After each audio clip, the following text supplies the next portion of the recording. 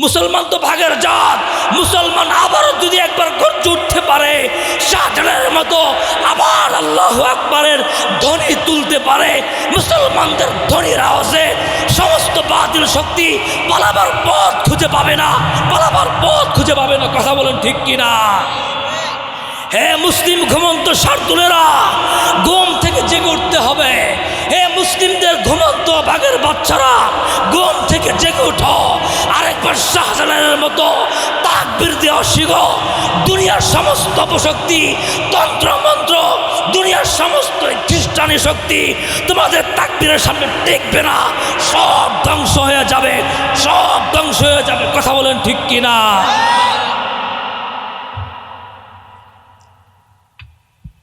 আজকে আমরা ভুলে গেছি আমরা বাঘের বাচ্চা।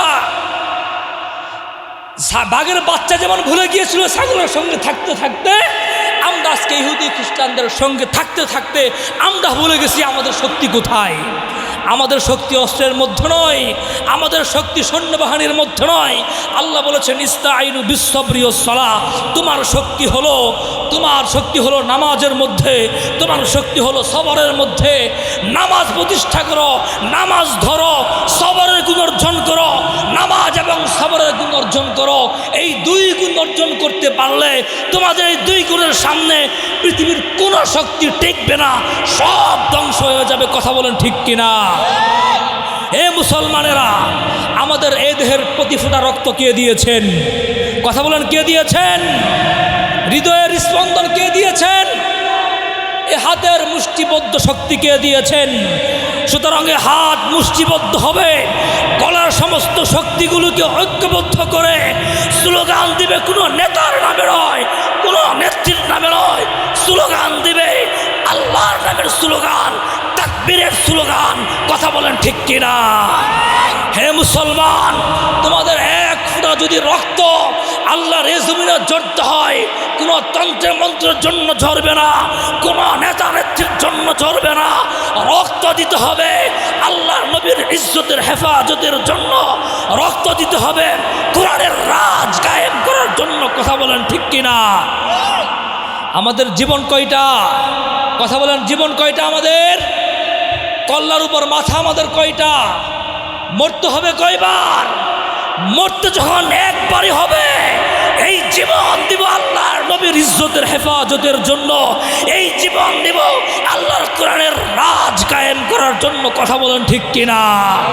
হে মুসলমানেরা, হে মুসলমানেরা, দুনিয়াকে নিয়ে রঙিন স্বপ্ন দেখা বাদ দিতে হবে। জিন্দেগির যদি সফলতা পেতে চাও, আসো আল্লাহর দিনের সৈনিকের খাতায় নাম লিখিয়ে দাও। আল্লাহর দিনের সৈনিক হয়ে বাঁচতে গাজী, মরণে শহীদ, এ পথে জীবনের চূড়ান্ত কামিয়াবির সফলতা। কথা বলেন ঠিক কিনা? আল্লাহ পাক রব্বুল আলামিন সবাইকে তার দিনের কাজ করান না। আল্লাহ পাক তাদেরকে দিয়ে তার দিনের কাজ করান। আল্লাহ পাক তাদেরকে পছন্দ করেন, আল্লাহ পাক তাদেরকে ভালোবাসেন। যখন আল্লাহর দিনের জন্য কোনো মানুষ তার রাত এবং দিনের সময়গুলোকে উৎসর্গ করতে প্রস্তুত থাকবে, আল্লাহ পাক তাদেরকে পছন্দ করেন। যখন ইসলামের জন্য ঘাম জড়াতে হবে, ঘাম জড়াতে প্রস্তুত থাকতে হবে, আল্লাহ তাদেরকে পছন্দ করেন। যখন ইসলামের জন্য অস্ত্র জড়াতে হবে, অস্ত্র দিতে প্রস্তুত থাকতে হবে, আল্লাহ তাদেরকে পছন্দ করেন। যখন ইসলামের জন্য তাজা রক্ত দিতে হবে, যখন ইসলামের জন্য রক্ত দিতে, জীবন দিতে প্রস্তুত থাকতে হবে, জীবন দিতে প্রস্তুত থাকতে হবে। কথা বলেন ঠিক কিনা? মুহতারাম হাজরিন, সময় আমার ইতিমধ্যে শেষ হয়ে গিয়েছে। অনেক কথা বলার ছিল। আল্লাহ পাক রব্বুল আলামিন কোরআনের মধ্যে একটা ঘটনা বলেছেন, গাজওয়ে হুনাইন। আমি বিস্তারিত বলবো না, 1-2 মিনিটে বলে শেষ করে দিচ্ছি। গাজওয়ে হুনাইনের মধ্যে মুসলমানদের সংখ্যা অনেক বেশি ছিল, বেঈমানের সংখ্যা কম ছিল। সেই গাজওয়ে হুনাইনের মধ্যে মুসলমান অনেক সংখ্যা বেশি হওয়ার পরেও কাফেরদের সঙ্গে ময়দানে টিকতে পারে নাই। পরবর্তীতে আল্লাহর নবীর নেতৃত্বে আল্লাহ পাক যখন বলছেন ওমা রমাইতি রমাইতা ওয়ালাকিন্নাল্লাহ রমা, আল্লাহর নবীকে তো আমরা মনে করি আল্লাহর নবী শুধু শান্তির নবী ছিলেন। ও মুসলমানেরা, আমার নবী যেমন শান্তির নবী ছিলেন, আমার নবী যেমন যুদ্ধের নবী ছিলেন, যুদ্ধের নবী ছিলেন। কথা বলেন ঠিক কিনা? আমার নবী যেমন রাহমাতুল্লিল আলামিন ছিলেন, আমার নবীর মতো এত বড় বীর পুরুষ, সাহসী বীর পুরুষ পৃথিবীতে দ্বিতীয় কেউ ছিল না। কথা বলেন ঠিক কিনা? সেই হুনাইনের ময়দানে মুসলমানের সংখ্যা ছিল অনেক বেশি, মুসলমান পারে নাই। পরবর্তীতে মুসলমানরা বিশৃঙ্খল হয়ে পিছপা হয়ে গেছে। পরবর্তীতে অল্প সংখ্যক মুসলমানরা সেই হুনাইনের ময়দানে আল্লাহ পাকের ঝান্ডাকে সমুন্নত করেছে, বিজয় অর্জন করেছে। এই কোরআনের গাজওয়ে হুনাইনকে আমাদেরকে শিক্ষা দেয়। কি শিক্ষা দেয়? মুসলমান, তোমরা ভয় পাইতেছ, তোমরা শক্তি তোমাদের কম, তোমাদের সংখ্যা অনেক কম, তোমরা ভয় পাচ্ছ। ভয় পাওয়ার কারণ নাই। 313 জন বদরের যুদ্ধে 1000কে পরাজিত করেছিল। খন্দকের যুদ্ধে 700 মুসলমান 3000-এর দুর্ধর্ষ বাহিনীকে পরাজিত করেছিল। খন্দকের যুদ্ধে মাত্র 3000 মুসলমান 15,000 বেঈমানদেরকে পরাজিত করেছিল। তোমরা ভয় পাইতেছ, তোমাদের সংখ্যা কম। তোমাদের সংখ্যা কম থাকতে পারে, তোমাদের সঙ্গে আল্লাহর শক্তি আছে। কথা বলেন ঠিক কিনা? শেষ করে দিচ্ছি আর একটা মাত্র কথা। আমরা যে বাঘের জাত, আমরা এটা ভুলে গেছি। আমাদের ভিতরে জেহাদি তামান্না আনতে হবে। আমরা ঘুমে আসি, ঘুম থেকে জাগ্রত হতে হবে। আমরা বাঘের জাত। বাঘ যেমন হুঙ্কার দিলে দুনিয়ার কোনো ছাগল মাঠের মধ্যে টিকতে পারে না, মুসলমান আবার যখন আল্লাহু আকবারের ধ্বনি তুলবে, আল্লাহু আকবারের ধ্বনি দিবে, মুসলমানদের আল্লাহু আকবারের ধ্বনি শুনে বাতিল শক্তি থর থর করে কাঁপতে শুরু করবে। কথা বলেন ঠিক কিনা? তাহলে আল্লাহর দ্বীনের জন্য জীবনকে কুরবান করতে প্রস্তুত আছেন তো ইনশাআল্লাহ? আমি আপনাদের সামনে পবিত্র কালামুল্লাহ শরীফ থেকে সূরা মাঈদার 33 নম্বর আয়াত তেলাওয়াত করেছি। আল্লাহ পাক রব্বুল আলামিন এই আয়াতের মধ্যে সন্ত্রাস দমনের ব্যবস্থাপনা দিয়েছেন। আমরা যদি বর্তমান বিশ্বের বিভিন্ন দেশে নজর করে দেখি, আমরা দেখতে পাব যে আজকে প্রায় প্রতিটি মুসলিম দেশে বিশ্ব সন্ত্রাসী ইহুদিরা, বিশ্ব সন্ত্রাসী খ্রিস্টানরা সন্ত্রাস দমনের নামে প্রতিনিয়ত সন্ত্রাসী হামলা করে যাচ্ছে। তারা বলে যে আমরা সন্ত্রাস দমন করি, মূলত তারা সন্ত্রাস দমন করে না। তারা হচ্ছে নিজেরা কুখ্যাত বিশ্ব সন্ত্রাসী। এই বিশ্ব সন্ত্রাসীরা মুসলিমদের উপর নানানভাবে হামলা, অত্যাচার, জুলুম করে আর বলে যে আমরা সন্ত্রাস দমন করি।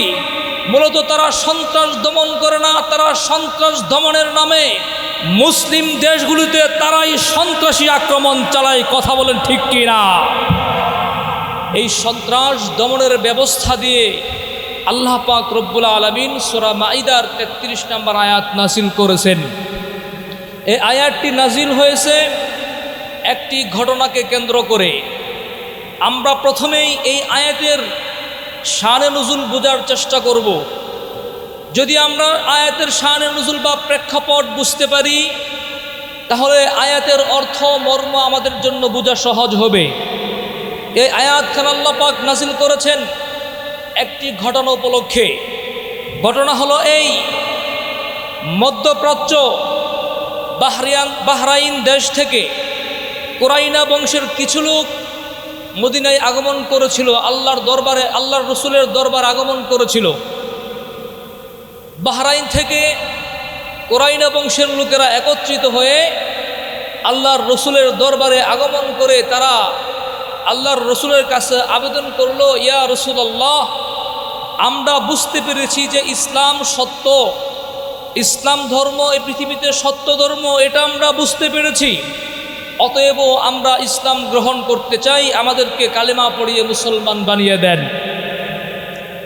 আল্লাহ রসুলের কাছে যখন বাহরাইন থেকে আগত লোকেরা ইসলাম গ্রহণ করার আবেদন করলো, আল্লাহর নবী মুহাম্মদুর রাসূলুল্লাহ সাল্লাল্লাহু আলাইহি ওয়াসাল্লাম তাদেরকে কালেমা পড়িয়ে মুসলমান বানিয়ে দিলেন। মুসলমান হওয়ার পর আল্লাহর নবীর কাছে তারা বলল, ইয়া রাসূলুল্লাহ, ইয়া হাবিবাল্লাহ, আমরা দীর্ঘদিন ধরে একটা পেটের রোগে ভুগতেছি। আমাদের পেটের মধ্যে প্রচণ্ড রকমের ব্যথা অনুভব হয়, যত রকমের চিকিৎসা করাইছি কোনো রকমের চিকিৎসা করে ভালো হয়নি। আপনার দরবারে আমরা আবেদন করতেছি, আপনি আমাদের এমন একটা ব্যবস্থাপনা বলে দেন যে এই ব্যবস্থাপনা গ্রহণ করলে আমাদের পেটের রোগ ভালো হয়ে যাবে। এবার আল্লাহর নবী মুহাম্মদুর রাসূলুল্লাহ সাল্লাল্লাহু আলাইহি ওয়াসাল্লাম নতুন মুসলমানদেরকে বললেন, তোমরা মদিনা শহরের বাহিরে যাও, সেখানে আমার রাখাল উটের রাখালি করে সারাদিন, রাতের বেলায় সেখানে তাঁবু টানিয়ে সেখানে অবস্থান করে তোমরা সেখানে চলে যাও, আমার উটের রাখালির সঙ্গে রাখালি শুরু করো, দিন রাত তার সঙ্গে রাখালি করবে, আর প্রত্যেক দিন উটের দুধ পান করবে, সাথে সাথে কিছু উটের প্রস্রাব পান করবে। প্রত্যেক দিন যদি উটের দুধ এবং উটের প্রস্রাব পান করতে পারো তাহলে তোমাদের পেটের রোগ ভালো হয়ে যাবে। এবার কারো ভিতরে প্রশ্ন আসতে পারে, প্রশ্ন হইতে পারে, যেই নবীর শরীয়তে প্রস্রাব খাওয়া হলো হারাম, সেই নবী আবার কেমনে প্রস্রাব খাওয়ার আবেদন করে, প্রস্রাব খাওয়ার কথা বলে? প্রশ্নটার জবাব হলো এই, যদি কোনো বিজ্ঞ ডাক্তারের কাছে রোগ ধরা পড়ার পরে ডাক্তার যদি বলে দেয় যে অমুক হারাম জিনিস সেবন করা ছাড়া তোমার কোনো রোগের চিকিৎসা নাই, তাহলে ওই রোগীর জন্য ওই হারাম জিনিস ব্যবহার করা, ওই হারাম জিনিস সেবন করা জায়েজ হয়ে যায়। আল্লাহ নবী দেখলেন যে বাহরাইন থেকে আগত লোকেদের পেটের মধ্যে যে সমস্যা, এটা অন্য কোনো চিকিৎসা করে কাজ হবে না। আল্লাহর নবী বলে দেন, তোমরা প্রত্যেক দিন উটের দুধ পান করবে এবং উটের প্রস্রাব পান করবে, তাহলে তোমাদের পেটের রোগ ভালো হয়ে যাবে। এবার বাহরাইন থেকে আগত লোকেরা মদিনা শহরের বাহিরে গেল, উটের সঙ্গে রাখালি শুরু করলো এবং তারা প্রত্যেক দিন উটের দুধ পান করতে আরম্ভ করলো, সাথে সাথে কিছু উটের প্রস্রাবও পান করতে আরম্ভ করলো। কিছুদিন যেতে না যেতেই তাদের পেটের রোগ ভালো হয়ে গেল। সুবহানাল্লাহ। যখন তাদের পেটের রোগ ভালো হয়ে গেল, তারা সঙ্গে সঙ্গে তিনটা অপরাধ করে বসলো। এক নাম্বার অপরাধ হলো তারা কালেমা পড়ে মুসলমান হয়েছিল, ইসলাম গ্রহণ করেছিল। পেটের রোগ ভালো হয়ে যাওয়ার পর তারা কালেমা ত্যাগ করে ইসলাম ধর্ম ত্যাগ করে আবার মুরতাদ হয়ে গেল। মুরতাদ কাকে বলা হয়? কোনো মানুষ অতীত জীবনে মুসলমান ছিল, ভবিষ্যৎ জীবনে কোনোদিন সে ইসলামকে অবিশ্বাস করলো, ইসলামের বিধানের প্রতি সে অনাস্থা জ্ঞাপন করলো, তাকেই বলা হয় মুরতাদ। অথবা কেউ কালেমা পড়ে মুসলমান হলো, ভবিষ্যৎ জীবনে কোনোদিন বলল যে আমি আর ইসলাম মানি না, ইসলাম বিশ্বাস করি না, তখন ওই লোকটার মুসলিম থাকে না, মুরতাদ হয়ে যায়। বাহরাইন থেকে আগত লোকেরা আল্লাহ রসুলের দরবারে কালেমা পড়ে মুসলমান হয়েছিল ঠিক, পেটের রোগ ভালো হয়ে যাওয়ার পর এরা কালেমা ত্যাগ করলো, ইসলাম ত্যাগ করে এরা মুরতাদ হয়ে গেল।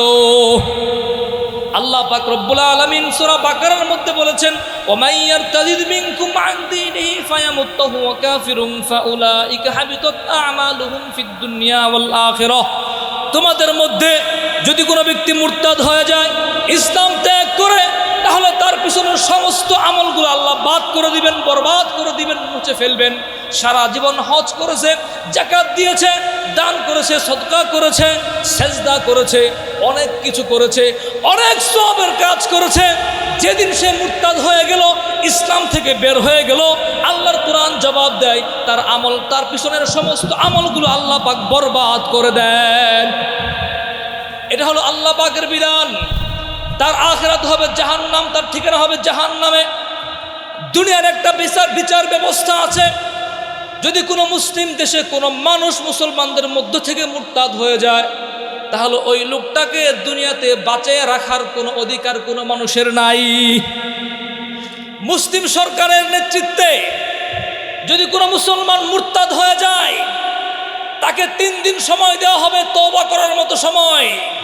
যদি সেই মুরতাদ তওবা করে ইসলামের ভিতরে ফিরে না আসে, তাহলে সেই মুরতাদকে সরকারি আইনের মাধ্যমে দুনিয়া থেকে তাকে দুনিয়া থেকে তারা বিদায় করে দেওয়া, দুনিয়ার মধ্যে তাকে ফাঁসির মঞ্চে ঝুলিয়ে দুনিয়া থেকে বিদায় করে দেওয়া মুসলিম সরকারের দায়িত্ব। যদি কোনো মুসলিম সরকার কোনো মুরতাদকে মৃত্যুদণ্ড আইন পাশ না করে, তাহলে সেই সরকার মুসলিম সরকার হতে পারে না। কথা বলেন ঠিক কিনা? সেই সরকারকে হাসরের ময়দানে আল্লাহর দরবারে জবাব দেওয়া লাগবে। তোমার দেশে তোমার মুসলিম মুরতাদ হয়ে গেল, তুমি কি ব্যবস্থাপনা করেছো? এজন্য মুসলমান ওয়াদাবদ্ধ হতে হবে, ওয়াদা করতে হবে যে আমাদের বাংলাদেশে আমরা মুসলিম সরকার চাই, আমরা মুসলিম সরকার চাই। কথা বলেন ঠিক কিনা? মুহতারাম হাজরিন, কথা বলতেছিলাম, বাহরাইন থেকে আগত লোকেরা 3টা অপরাধ করলো তাদের পেটের রোগ ভালো হয়ে যাওয়ার পর। 1 নম্বর হলো কালেমা ত্যাগ করলো, ইসলাম ধর্ম ত্যাগ করলো, অমুসলিম হয়ে গেল, মুরতাদ হয়ে গেল। 2 নম্বর অপরাধ হলো তারা নির্মম পদ্ধতিতে, লোমহর্ষক পদ্ধতিতে আল্লাহ রসুলের রাখালকে তরবারি দিয়ে 2টা হাত তারা কেটে দিল, 2টা পাও কেটে দিল। 2 হাত এবং 2 পা কাটার পর খেজুরের কাঁটা দিয়ে খুঁচিয়ে খুঁচিয়ে রাসূলের রাখালের চক্ষু 2টা অন্ধ করে দিল। এ হলো 2 নম্বর অপরাধ। 3 নম্বর অপরাধ হলো রাসূলের রাখালকে তারা নির্মম পদ্ধতিতে হত্যা করার পর রাসূলের রাখালের উটগুলো ছিনতাই করে নিয়ে তারা বাহরাইনের দিকে রওনা হয়ে গেল। 1 নম্বর অপরাধ কালিমা ত্যাগ করে মুরতাদ হয়ে গেল। 2 নম্বর অপরাধ নিরহ নির্দোষ রাখালকে তারা নির্মমভাবে তারা হত্যা করলো। 3 নম্বর অপরাধ হলো তারা রাসূলের রাখালের উটগুলো ছিনতাই করে নিয়ে বাহরাইনের দিকে রওনা হয়ে গেল। এই খবরটা যখন মদিনার বাহির থেকে মদিনার ভিতরে পৌঁছলো, আল্লাহ রসুলের দরবারে এই খবরটা যখন পৌঁছে গেল, আল্লাহ রসুল সাল্লাল্লাহু আলাইহি ওয়াসাল্লাম সেই সন্ত্রাসী বাহিনীদেরকে গ্রেফতার করবার জন্য অশ্বারোহী একদল সাহাবায়ে কেরামকে, ঘোড়সওয়ার একদল সাহাবায়ে কেরামকে তাদেরকে গ্রেফতার করার জন্য প্রেরণ করে দিলেন। অশ্বারোহী সাহাবায়ে কেরাম, ঘোড়সওয়ার সাহাবায়ে কেরাম খুব দ্রুত গতিতে তাদেরকে যে গ্রেফতার করে আল্লাহর রসুলের দরবারে তাদেরকে হাজির করে দিল। তারা যে 3টা অপরাধ করেছিল তাদের 2 নম্বর এবং 3 নম্বর অপরাধ ছিল সন্ত্রাসী অপরাধ। মুফাসসিরিনে কেরাম লিখেছেন তারা তো প্রথম অপরাধ করেছিল, তারা মুরতাদ হয়ে গিয়েছিল। 2 নম্বর এবং 3 নম্বর যে অপরাধ করেছিল এই অপরাধটা হলো সন্ত্রাসী অপরাধ। এখন কেউ প্রশ্ন করতে পারেন তাহলে সন্ত্রাসী অপরাধ কিভাবে হলো? মুফাসসিরিনে কেরাম সন্ত্রাসের পূর্ণ সংজ্ঞা লিখেছেন, যার মধ্যে 3টা গুণ পাওয়া যাবে তাকে বলা হবে সন্ত্রাস। 3 বিষয়ের সমষ্টির নাম হলো সন্ত্রাস। 1 নম্বর বৈশিষ্ট্য হলো দলবদ্ধ হওয়া। দলবদ্ধ না হয়ে একা একা কেউ সন্ত্রাস হতে পারে না, সন্ত্রাসী হতে পারে না। 2 নম্বর হলো দলবদ্ধ হয়ে, 2 নম্বর গুণ হলো অস্ত্রের ব্যবহার করা। দলবদ্ধ হয়েও অস্ত্রের ব্যবহার না করলে তাকে সন্ত্রাসী বলা যাবে না। 3 নম্বর হলো নির্দোষ নিরপরাধ নিরহ মানুষের উপর আক্রমণ করা। 1 নম্বর হলো দলবদ্ধ হওয়া, 2 নম্বর হলো অস্ত্রের ব্যবহার করা, 3 নম্বর হলো নির্দোষ লোকের উপর হামলা করা। এটার নাম হলো সন্ত্রাসী হামলা। যাদের মধ্যে 3টা আলামত পাওয়া যাবে, 3টা গুণ পাওয়া যাবে, প্রমাণ হয়ে যাবে এরা হলো কুখ্যাত সন্ত্রাসী গোষ্ঠী। 2001 সালে মার্কিন যুক্তরাষ্ট্র আমেরিকার নেতৃত্বে 2001 সালের 11 সেপ্টেম্বর নিরপরাধ নির্দোষ আফগানি মুসলমানদের উপর আমেরিকার সন্ত্রাসী বাহিনীরা দলবদ্ধ হয়ে অস্ত্র নিয়ে নিরপরাধ নির্দোষ আফগানি মুসলমানদের উপর আক্রমণ করে হামলা করে প্রমাণ করে দিয়েছে আমেরিকার খ্রিস্টানরা হলো বিশ্ব দরবারে সবচাইতে বড় সন্ত্রাসী জাতি। কথা বলেন ঠিক কিনা?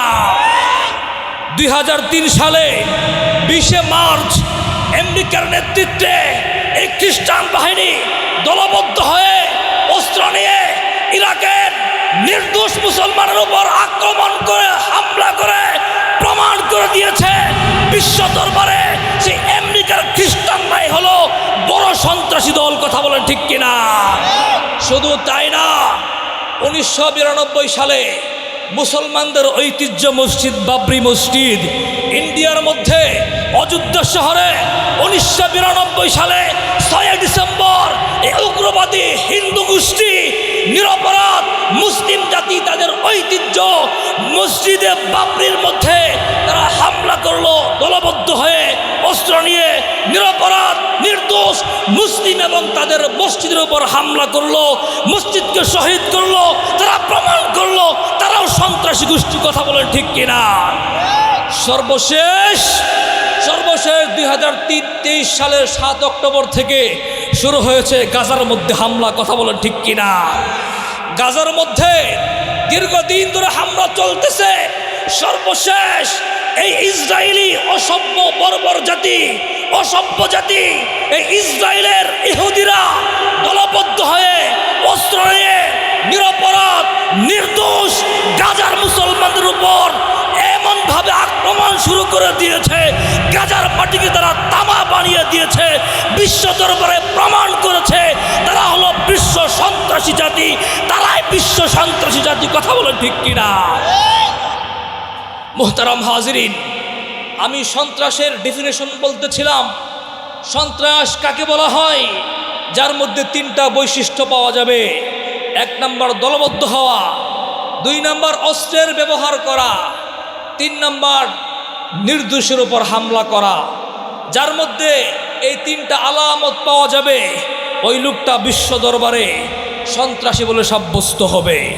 এজন্য খুব ভালো করে মনে রাখতে হবে, মুখস্থ করতে হবে, মুসলমান কোনোদিন সন্ত্রাস হতে পারে না। ইহুদিরা খ্রিস্টানরা বিশ্বের বিভিন্ন মুসলিম দেশগুলিতে আক্রমণ করে আর তারা বলে যে আমরা সন্ত্রাস দমন করি। মূলত তারা সন্ত্রাস দমন করে না, তারাই সন্ত্রাসী হামলা চালায়। কথা বলেন ঠিক কিনা?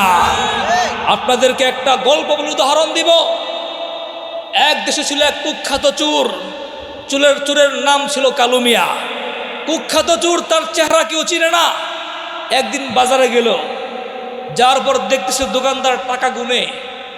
চোরে এবার বলল, দোকানদার ভাই, তুমি যে টাকা গুনো, কাল্লা চোরা দেখলে তোমার টাকা নিয়ে যাবে। দোকানদার তো আর ওই চোরকে চিনে না। দোকানদার সরল মনে জিজ্ঞাসা করলো, দিনের বেলায় আমার সামনে থেকে কাল্লা চোরা কিভাবে টাকা নিয়ে যাবে? এবার কাল্লা চোরা জবাব দিল, দোকানদার ভাই, তুমি যদি জানতে চাও, বুঝতে চাও কিভাবে টাকা নিয়ে যাবে, আমি তোমাকে বুঝাইতে পারবো। এবার দোকানদার সরল মনে বলল, ঠিক আছে, বুঝাও তাহলে। কাল্লা চোরা এবার বলল যে আপনার টাকাগুলো আমার হাতে দেন। কাল্লা চোরা দোকানদারের টাকা তার নিজের হাতে নিল। বলল যে এইভাবে আপনার টাকাগুলো সে তার হাতে নেবে। তারপর টাকাগুলো তার পকেটের মধ্যে ঢুকালো এবং বলল এইভাবে আপনার টাকা তার পকেটে ঢুকাবে। পকেটে ঢুকিয়ে দিল দৌড় আর বলল এইভাবে কাল্লা চোরা টাকা নিয়ে পালিয়ে যাবে। কাল্লা চোরা দৌড় দিছে তো দিছে, আজও দিছে, কালো দিছে, আর তো পিছ দিকে আসে না। এবার দোকানদারের বুঝ হয়েছে এটাই তো কাল্লা চোরা। এবার দোকানদার চিল্লাচিল্লি শুরু করছে, কাল্লা চোরা আমার টাকা নিয়ে গেল, কাল্লা চোরা আমার টাকা নিয়ে গেল। এবার বাজারের মানুষ সব দোকানদারের চিল্লাচিল্লিতে একত্রিত হয়ে গেল। এবার কাল্লা চোরা এই মানুষের বীরের মধ্যে পড়ে গেল। বলেন তো, কায়দার মধ্যে বললো না বেকায়দাই বললো? বেকায়দার মধ্যে বললো। এবার কাল্লা চোরা চিন্তা করলো বাঁচবো কিভাবে। সমস্ত মানুষদের মধ্যে বীরের মধ্যে পড়ে গেল। এবার চিন্তা করলো বাঁচার উপায় বের করতে হবে। তখন কাল্লা চোরা আকাশ পাতাল চিৎকার দিয়ে বলতে লাগলো, কাল্লা চোরা টাকা নিয়ে গেল, তোমরা ধরো। কাল্লা চোরা টাকা নিয়ে গেল। নিজেই কাল্লা চোরা নিজেই স্লোগান দিচ্ছে, কাল্লা চোরা টাকা নিয়ে গেল, তোমরা ধরো। কাল্লা চোরা টাকা নিয়ে গেল।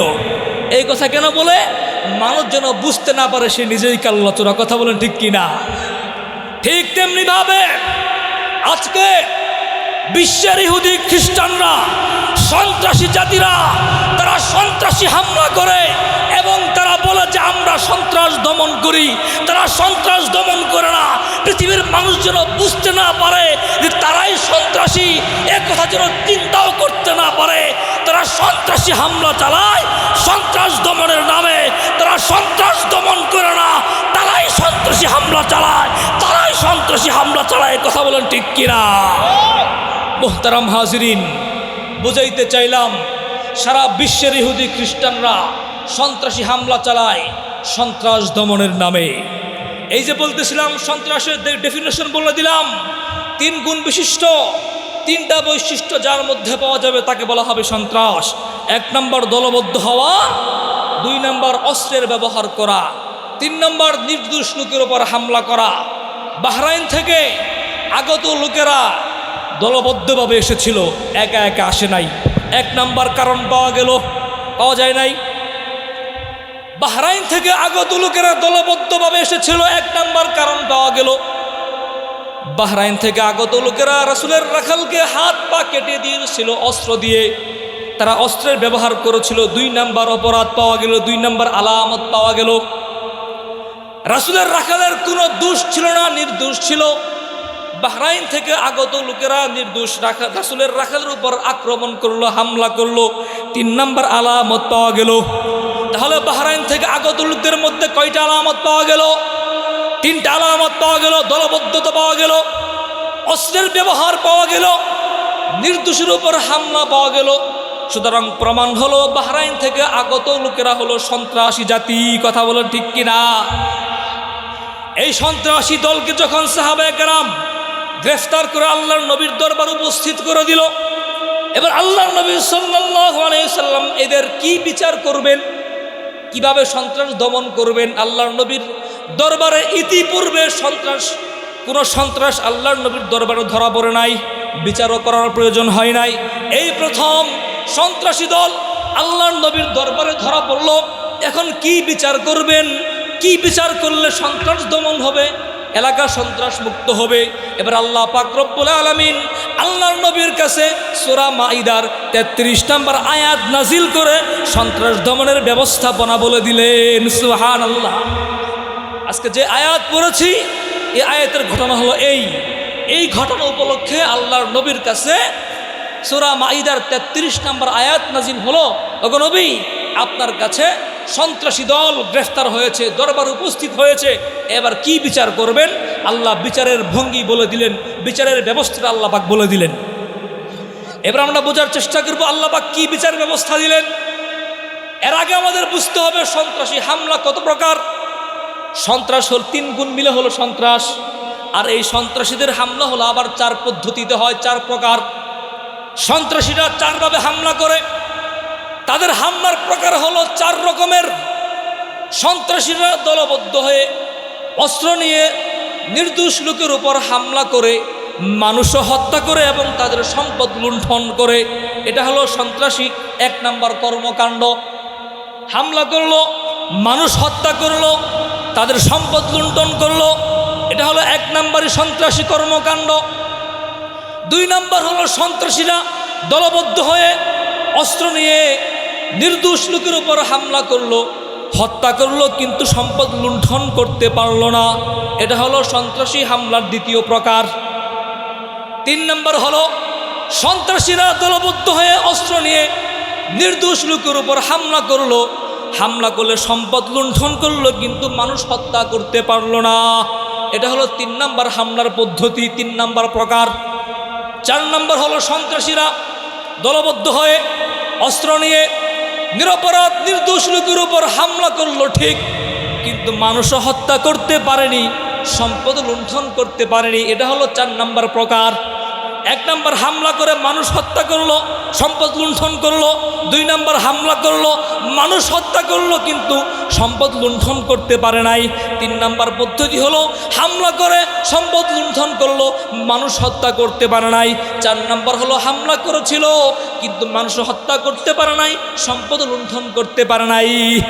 এ হলো সন্ত্রাসী কর্মকাণ্ড 4 প্রকার। কত প্রকার হলো? 4 প্রকার। এই 4 প্রকারের আলাদা আলাদা আল্লাহ ব্যবস্থা বললেন। যারা প্রথম প্রকারের সন্ত্রাসী হামলা করবে তাদের 1 রকমের বিচার ব্যবস্থা, যারা 2য় প্রকারের হামলা করলো তাদের আরেক রকমের বিচারের ব্যবস্থা। যারা প্রথম প্রকার সন্ত্রাসী হামলা করলে মানুষ হত্যা করলো এবং তাদের সম্পদ লুণ্ঠন করলো, এদের কি বিচার করতে হবে? আল্লাহ সূরা মাইদার মধ্যে বললেন, ওগো নবী যারা মানুষদের উপর হামলা করলো, তাদেরকে হত্যা করলো এবং সম্পদ লুণ্ঠন করলো, এদেরকে আপনি দলবল সহ জনসাধারণের সামনে এদেরকে আপনি শুলিতে চলে, সবার সামনে এদেরকে আপনি শুলিতে চলে মৃত্যুদণ্ড দিয়ে দেন। এটাই তাদের ব্যবস্থা। যারা মানুষ হত্যা করলো, সম্পদ লুণ্ঠন করলো, এদের কোরআনের ব্যবস্থা হলো এদের দলবল সহ এদের দলে যারা আছে সবাইকে একসাথে করে জনসাধারণের সামনে, জনগণের সামনে শুলিতে চড়ে এদেরকে আপনি প্রাণদণ্ড দিয়ে দিবেন, ভবিষ্যতে যেন কেউ সন্ত্রাসী হামলা করবার সাহস করতে না পারে। কথা বলেন ঠিক কিনা? এ হলো 1 নম্বর সন্ত্রাসী কর্মকাণ্ড এবং 1 নম্বর সন্ত্রাসের দমন ব্যবস্থা। কথা বুঝতেছেন তো? 2 নম্বর, যারা হামলা করলো, মানুষ হত্যা করলো কিন্তু সম্পদ লুণ্ঠন করতে পারেনি, তাদের কি বিচার করতে হবে? আল্লাহ পাক রব্বুল আলামিন সূরা মাইদার মধ্যে আল্লাহ পাক তাদের বিচার ব্যবস্থা বলে দিলেন, দমন ব্যবস্থা বলে দিলেন। যারা মানুষ হত্যা করলো, সম্পদ লুণ্ঠন করতে পারে নাই, ওগো নবী, এদেরকে আপনি ধরে ধরে এদেরকে আপনি গোপনে গোপনে হত্যা করে ফেলেন, এদেরকে প্রকাশ্যে হত্যা করতে হবে না। 2 নম্বর সন্ত্রাসী কর্মকাণ্ড এবং তাদের বিচার ব্যবস্থা।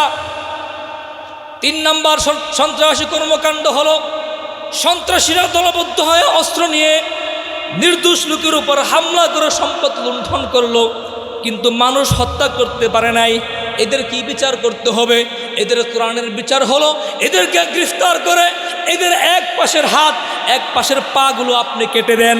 ভবিষ্যৎ জীবনে পৃথিবীতে যতদিন জীবিত থাকবে মানুষ যেন দেখলেই বুঝতে পারে তুই একদিন সন্ত্রাস ছিলি। কোরআনের বিচার ব্যবস্থা, সন্ত্রাস দমন ব্যবস্থা আল্লাহ বর্ণনা করতেছেন। 4 নম্বর হলো যারা সন্ত্রাসী হামলা করলো, মানুষ হত্যা করতে পারে নাই, সম্পদ লুণ্ঠন করতে পারে নাই, আল্লাহ বললেন নাও ইউনফাউ মিনাল আরদ, এদেরকে আপনি আবদ্ধ করে এদেরকে গ্রেফতার করে জেলখানার মধ্যে এদেরকে আবদ্ধ করে রাখেন। এ হলো 4 রকমের পদ্ধতি, 4 প্রকার সন্ত্রাসী কর্মকাণ্ড এবং 4 রকমের সন্ত্রাস দমন ব্যবস্থা। এই কোরআনের সন্ত্রাস দমনের যে 4 পদ্ধতি, এই 4 পদ্ধতি যদি কোনো দেশে আইন পাশ করা হয়, কোরআনের আইন চালু করা হয়, তাহলে সেই দেশ সন্ত্রাসযুক্ত হবে না, সেই দেশ হবে সন্ত্রাস মুক্ত। কথা বলেন ঠিক কিনা?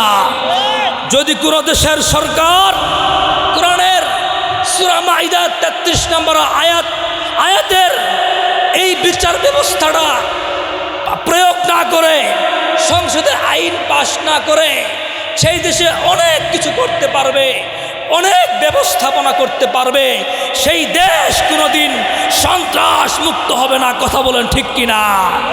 মুসলমানেরা পরিষ্কারভাবে শুনে রাখবা, যদি কোনো দেশ সন্ত্রাস মুক্ত করতে চাও, শান্তি সুখের দুনিয়া করবার চাও, তাহলে কোরআনের আইন চালু করতে হবে। কোরআনের আইন চালু করলে সেই দেশ হবে সন্ত্রাস মুক্ত, সেই দেশ হবে সন্ত্রাস মুক্ত। কথা বলেন ঠিক কিনা? আমরা কোরআনের আইন চাই তো ইনশাআল্লাহ। আল্লাহ পাক আমাদের দেশে কোরআনের শাসন কায়েম করে দিন। সবাই পড়ি আমি। মুহতারাম হাজরিন, আমি বলতে চাই যে আগামী বাংলাদেশ, আমরা এই বাংলাদেশের সংসদে, এই বাংলাদেশের ক্ষমতার মস্তদে আমরা কোনো সাধারণ মানুষ দেখতে চাই না। আমরা এমন মানুষ দেখতে চাই যেই সংসদে বসবে, সংসদের সিংহাসনে বসলে পরে কোরআনের আইন চালু করতে পারবে। কোরআনের আইন চালুর মাধ্যমে প্রত্যেকটা মানুষের অধিকার ফিরিয়ে দিতে পারবে। আমরা এমন লোক সংসদে চাই, আমরা এমন লোক সংসদে চাই। কথা বলেন ঠিক কিনা? মুহতারাম হাজরিন, এটা হলো কোরআনের সূরা মাইদা 33 নম্বর আয়াতের বিধান, সন্ত্রাস দমনের প্রাথমিক ব্যবস্থা। আল্লাহ বললেন সূরা মাইদা 33 নম্বর আয়াত দিয়ে সন্ত্রাস দমনের প্রাথমিক ব্যবস্থা আল্লাহ বলে দিলেন। যদি এই আয়াত দিয়ে কোনো কাজ না হয়, সন্ত্রাস দমন না হয়, তাহলে একটা চূড়ান্ত ব্যবস্থা আছে। এটা হলো প্রাথমিক ব্যবস্থা। আরেকটা আছে চূড়ান্ত ব্যবস্থা। চূড়ান্ত ব্যবস্থার নাম হলো আল জিহাদ। চূড়ান্ত ব্যবস্থার নাম কি? এবার আমরা বোঝার চেষ্টা করব কখন চূড়ান্ত ব্যবস্থা গ্রহণ করা দরকার। সরকার যখন পুলিশ বাহিনী পাঠিয়ে সন্ত্রাসীদেরকে গ্রেফতার করতে পাঠাবে, এই সন্ত্রাসীরা যদি আত্মসমর্পণ না করে, পুলিশ বাহিনীর বিরুদ্ধে অস্ত্র শস্ত্র নিয়ে দাঁড়িয়ে যায়, তখন তো তাদেরকে আর গ্রেফতার করা যাবে না, আদালতে হাজির করা যাবে না, আদালতের মাধ্যমে এদেরকে শাস্তি দেওয়ার সুযোগ নাই। এখন কি করবেন? এখন তাদেরকে দমন করার চূড়ান্ত ব্যবস্থা হলো তাদেরকে যেখানে যেখানে পাওয়া যাবে সেখানে জিহাদ ঘোষণা করতে হবে, ঠিক কি না? এখন কেউ প্রশ্ন করতে পারেন, তাহলে জিহাদ আবার কোন জিনিস? একটু আমি বোঝাবার চেষ্টা করব। কষ্ট হচ্ছে সবার? কষ্ট হচ্ছে? জিহাদ কাকে বলা হয়? মুসলিম সমরবিদগণের ভাষ্য হলো, আল জিহাদ হুয়া বাযলুল জুহদি ফি কিতালিল কুফফারি লিআলাই কালিমাতিল্লাহ। জিহাদ হলো আল্লাহ তাআলার বাণীকে আল্লাহর জমিনে বাস্তবায়ন করবার জন্য কাফেরদের মোকাবেলায় ময়দানে সর্বশক্তি ব্যয় করা। জিহাদ হলো অশান্তি দূর করে শান্তি সুখের দুনিয়া করবার মাধ্যম। জিহাদ হলো সৃষ্টির আধিপত্যকে চূর্ণ করে দিয়ে স্রষ্টার বিধান কায়েম করবার হাতিয়ার। জিহাদ হলো অশান্তি, অস্থিরতা, পঙ্কিলতা, পাপাচার, বর্বরতা, অসভ্যতা, ফিতনা, ফাসাদ দূর করে শান্তি সুখের দুনিয়া করবার নাম হলো আল জিহাদ। কথা বলেন ঠিক কিনা? সর্বোপরি জিহাদ হলো ইসলামের একটি অবিচ্ছেদ্য অংশ, মানব মুক্তির রাজ তোরণ এবং আল্লাহ নবীর একটি উত্তম আদর্শের নাম হলো আল জিহাদ। কথা বলেন ঠিক কিনা?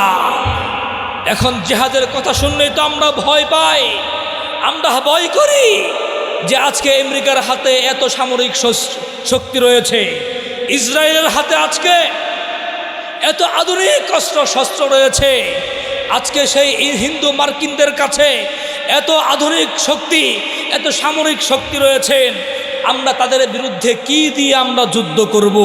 প্রশ্ন আসে না নাই? প্রশ্ন আসে না নাই? কি দিয়ে যুদ্ধ করব? মুসলমান মনে রাখতে হবে, আল্লাহ পাক মুসলমানদেরকে দুনিয়ার বুকে আল্লাহ পাক অসহায় করে ছেড়ে দেন নাই, নিরস্ত্র করে ছেড়ে দেন নাই।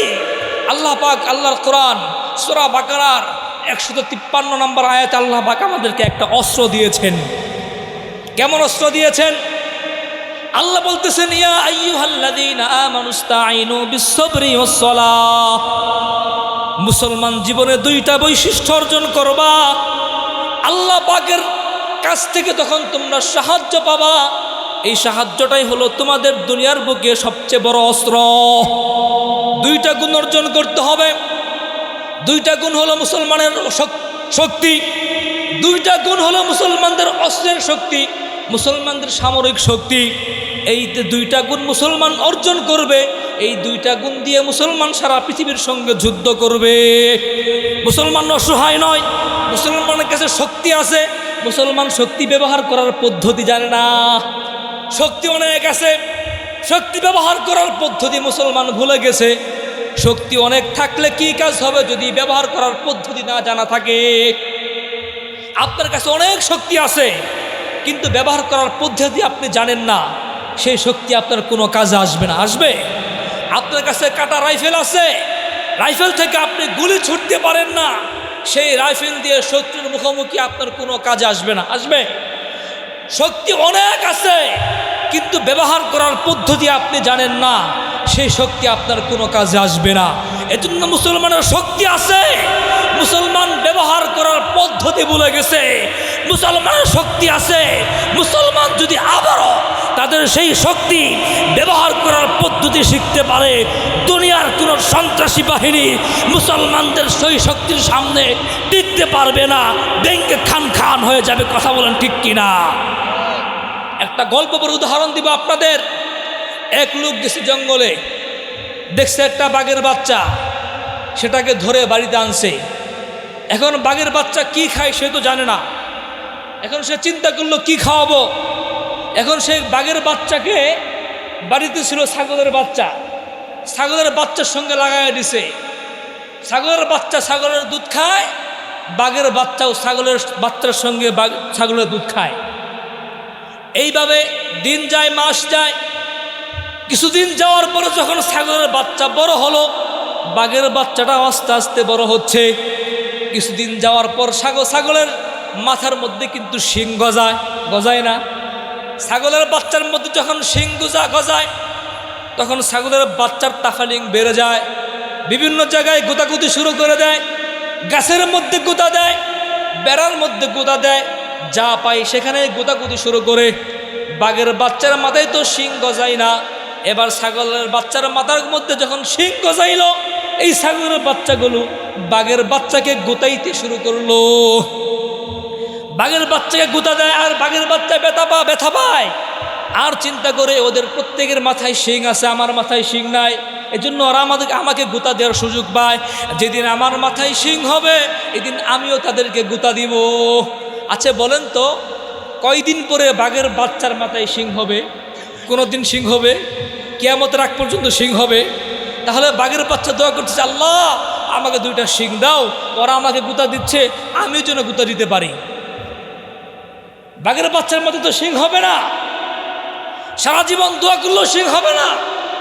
একদিন ঘটনা ঘটলো, বাঘের বাচ্চা এবং ছাগলের বাচ্চা মিলে মাঠের মধ্যে ঘাস খাইতে গেছে। সেই মাঠের মধ্যে ছাগলের বাচ্চাগুলো বাঘের বাচ্চাকে নিয়ে একবারে তামাশা শুরু করে দিয়েছে। একটা গোতা দেয় পেটের মধ্যে, একটা পিঠের মধ্যে, একটা মাথার মধ্যে, আর বাঘের বাচ্চা গোতা খায় খালি কান্দে আর দোয়া করে, আল্লাহ আমাকে 2টা শিং দাও। এই অবস্থাটা একটা বড় বাঘ দূরের থেকে দেখছে। দেখার পরে চিন্তা করলো, কোন দুনিয়ায় আসলাম, বাঘের বাচ্চাকে ছাগলের বাচ্চা গোতা দেয়, কোন দুনিয়ায় আসলাম। এবার বড় বাঘটা বুঝতে পারছে ব্যাপারটা কি। বড় বাঘটা আস্তে আস্তে একটু সামনে আসছে। সামনে আসার পরে আপন শক্তিতে একটা এমন হুঙ্কার ছাড়ছে, একটা গর্জন দিছে। বাঘের গর্জনে সমস্ত ছাগলের বাচ্চাগুলো পালাবার জন্য দৌড় দিয়েছে। সেই ছাগলের বাচ্চার সঙ্গে এবার বাঘের বাচ্চাও দৌড়ায়। ছাগলের বাচ্চা দৌড়ায়, বাঘের বাচ্চাও দৌড়ায়। এবার বাঘটা থাবা দিয়ে বাঘের বাচ্চাকে ধরছে, কিরে তুই দৌড়স কেন?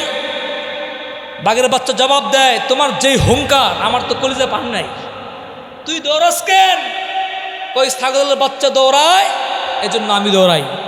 ছাগলের বাচ্চা তো দৌড়াবে, ওরা আমাকে ভয় পায়, তুই কেন দৌড়াস? আসলে সে ছাগলের সঙ্গে থাকতে থাকতে ছাগলের মতো হয়ে গেছে। কথা বলেন ঠিক কিনা? আসলে সে বাঘের বাচ্চা, সে তার নিজের পরিচয় ভুলে গেছে। এবার বড় বাঘটা চিন্তা করলো, কি সমস্যা বুঝতে পারলাম। ছোট বাঘটার সমস্যা হলো সে তার পরিচয় ভুলে গেছে। আজকে মুসলমানদের পরিচয় ভুলে গেছে। কথা বলেন ঠিক কিনা? মুসলমান বাঘের জাত, ইহুদি খ্রিস্টানদের কালচার আদর্শ অনুসরণ করতে করতে আজকে আমরা যে বাঘের জাত আমরা ভুলে গেছি। ইহুদি খ্রিস্টানদের শিঙের গুতা খায় আমরা কান্নাকাটি করি। কথা বলে ঠিক কিনা? এবার বাঘের বাচ্চাকে ধরে নিয়ে গেছে পুকুরের ঘাটলায়, এখান থেকে পানি খেয়ে আয়।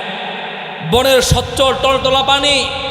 বাঘের বাচ্চা যখন পানি খাইতে গেছে, পানির নিচে তার চেহারাটা বেশি উঠছে। চিন্তা করে, হাই ভয়ঙ্কর চেহারা তো। পরে চিন্তা করে দেখে, আমারই তো চেহারা। পানির নিচে চেহারা দেখছে, আমারই চেহারা। এখন চিন্তা করলো, আমার চেহারা তো ওই বড় বাঘটার মতো, সুতরাং আমি তো তার মতো, আমি তাকে কেন ভয় পাই। এবার পানি খেয়ে উঠে আসছে। বড় বাঘটা জিজ্ঞাসা করে, কিছু দেখছস? বাচ্চা বাঘটা বলে, হ্যাঁ দেখছি। কি দেখছস? আমার চেহারা দেখছি। তোর চেহারা ছাগলের মতো? না উস্তাদ, আমার চেহারা তো ছাগলের মতো না। কার মতো? আমার চেহারা তোমার মতো। তখন বাঘটা বলল, ঠিক আছে, এবার লাইন মতো কথা ঢুকছে। তোর চেহারা আমার মতো, আমি আর তুই ছাগলের জাত না, আমি আর তুই হলো বাঘের জাত। বাঘের জাতকে আল্লাহ পাক দুনিয়াতে ছাগলের শিঙের গুতা খাইয়া কান্নাকাটি করবার জন্য সৃষ্টি করেন নাই। বাঘের বাচ্চা বাঘ, তুই একবার ওঠ, আপন শক্তিতে একটা হুঙ্কার দে, তোর এক হুঙ্কারে হাজারো শিংওয়ালা ছাগলের বাচ্চা পালাবার পথ খুঁজে পাবে না। কথা বলেন ঠিক কিনা? আজকে মুসলমান সেই ইহুদি খ্রিস্টানদের অস্ত্রের ভয়ে, সিংহের ভয়ে আজকে তারা ভয় পাইতেছে আর কাঁদতেছে। আল্লাহ আমাদের কষ্ট দেন। অস্ত্রটা সিংহের শক্তির মতো।